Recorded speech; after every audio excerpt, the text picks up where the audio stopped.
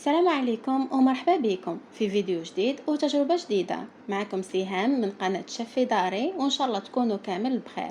اليوم حبيت نشارك معكم وصفة الشخشوخة البسكرية اللي درتها المحرم، وعليها نقول لكم عواشركم مبروكة وربي يجعله عام خير علينا كامل.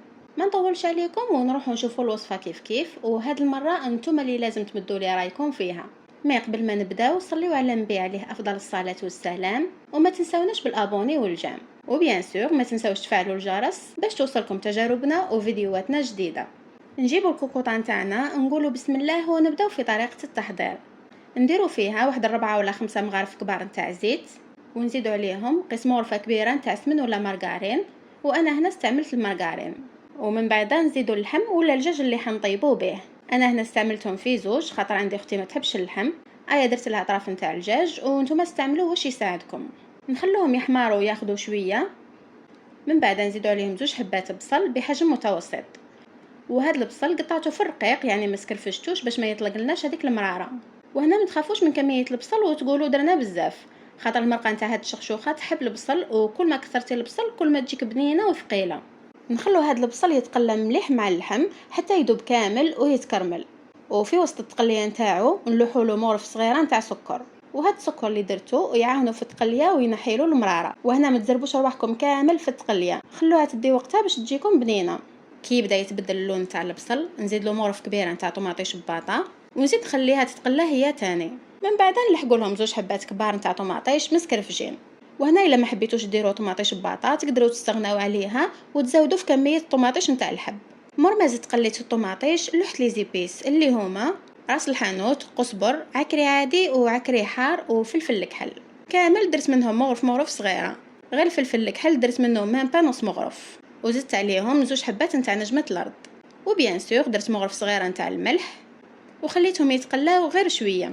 موراها زدت عليهم 2 قرون نتاع فلفل حار اللي كنت فتحته من تحته، ومرقت كلش بالماء المغلي. وبالنسبه للحميصه، اذا كانت الحميصه نتاعك ماشي طايبه لوحيها دركا طيب مع اللحم، واذا كانت الحميصه نتاعك نص طياب كيما حالتي خليها له من بعد. خليت المرقه نتاعي ترفد الغليه، من بعد سكرت عليها الكوكوطه ربع ساعه وعاودت فتحتها. هنا لقيت الدجاج نتاعي طاب صافي، نحيته ولحت الكميه نتاع الحميصه اللي عندي باش تكمل طيابها مع اللحم، خاطر كما قلت لكم الحميصه نتاعي كانت نص طياب.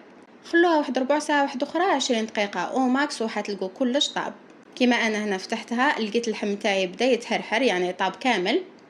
صافي زدت نحيته هو تاني ولحت حبه بطاطا كبيره اللي قطعتها الاصابع خشام. وفي هذه المرحله تقدروا تذوقوها وتشوفوها اذا مخصوصه ملح ولا مخصوصه طماطيش، وتزيدوا على حسب الرغبه. انا هنا زدت لها مغرف واحد اخرى نتاع سكر، كما كاين اللي يزيد لها شويه غرس ولا حتى تمر.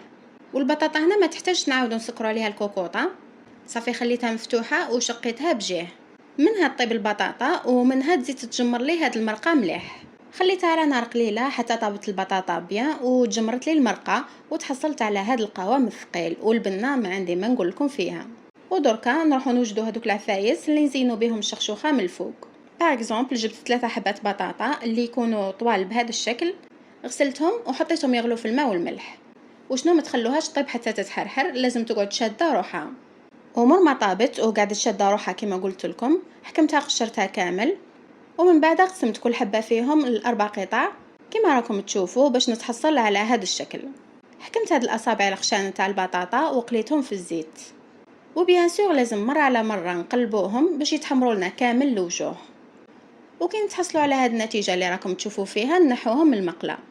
واكيد الحار لازم يكون حاضر. صافي حكمت حبيبات، غسلتهم، نشفتهم، من بعد ثقبتهم بالفرشيطه وقليتهم هما تاني في نفس الزيت. هو انا هاد العفايس كامل درتهم اون خوطون، يعني كي كانت المرقه طيب انا رحت وجدتهم، مي ما حبيتش نخلط عليكم لا فيديو، صافي خليتهم حتى الاخر باش قلت لكم عليهم. ليسونسيال دوكا نروحوا نمونطيو كلش مع بعضه. جبت الرقاق نتاعي ودرته في طوبسي، وانا هذا الرقاق يعني جبته من الكونجيلاتور، كنت طيبت من قبل بزياده وخبيته، واليوم جبته خليته حتى ديكونجلا كامل، من بعدها فورته. دركا نجيب اللحم هذاك اللي طيبناه ونديره في الوسط، والدجاج خليته بجيه باش نوجد طبسي واحد اخر به.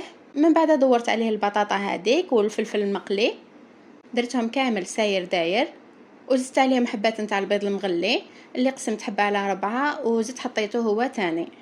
وبالنسبه للمرقه حتى هي فرغتها في سوبيير نتاع فخار، وهذه هي النتيجه النهائيه. هذه هي وصفة اليوم، نتمنى تعجبكم وتجربوها وبإذن الله ما تندموش خاطر تجي بزاف بنينة. وفي الأخير ما عليا غير نقول لكم شهيتكم في الجنة إن شاء الله. وإذا عجبتكم لا فيديو ما تنسوناش بالابوني والجام وفعلوا الجرس باش كل ما نجربوا حاجة جديدة تقدروا تشوفوها. وإذا حبيتونا نسيو كاش غوسات خليوها لنا في لي كومونتير. وسلام.